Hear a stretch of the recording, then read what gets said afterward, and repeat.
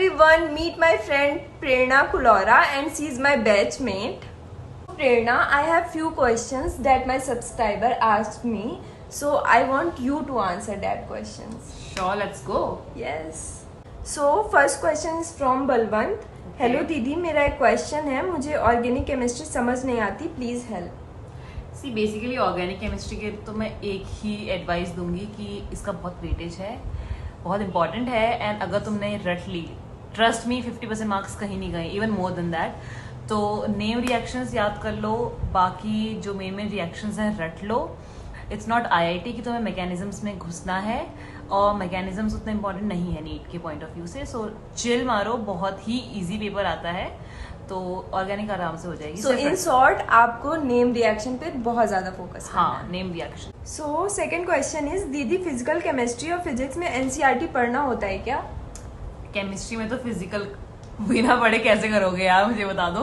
Like उसमें statement based question आ सकते हैं, इतने सारे क्वेश्चन बन सकते हैं। फिजिक्स का मैं नहीं बोलूंगी कि एनसीईआरटी पढ़ो, क्योंकि उसमें बहुत ज्यादा एक्स्ट्रा इररिलेवेंट स्टफ दिया हुआ है।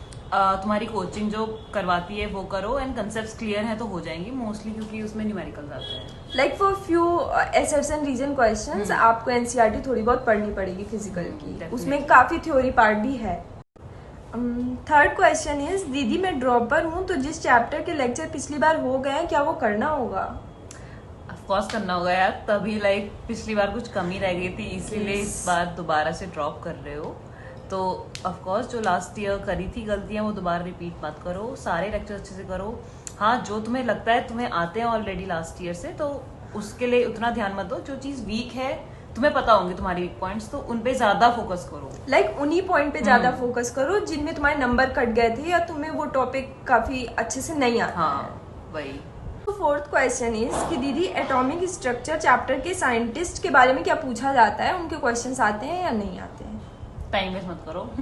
नहीं आते हैं, बिल्कुल नहीं आते हैं, बिल्कुल भी नहीं आते हैं आज तक, मतलब मेरी नजर में तो नहीं आए, बिल्कुल भी नहीं आए। तो Prerna, what message would you like to give to all the NEET aspirants who are watching अस?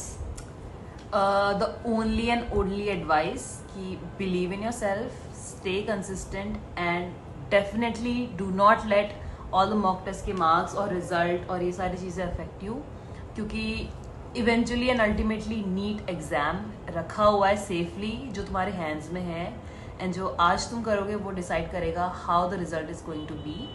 तो do not fear at all, stress मत लो, टेंशन बिल्कुल मत लो, everything is going to be fine, बहुत ईजी पेपर आता है, एंड ऑल द बेस्ट। रोज पढ़ाई करो, all the very best, bye.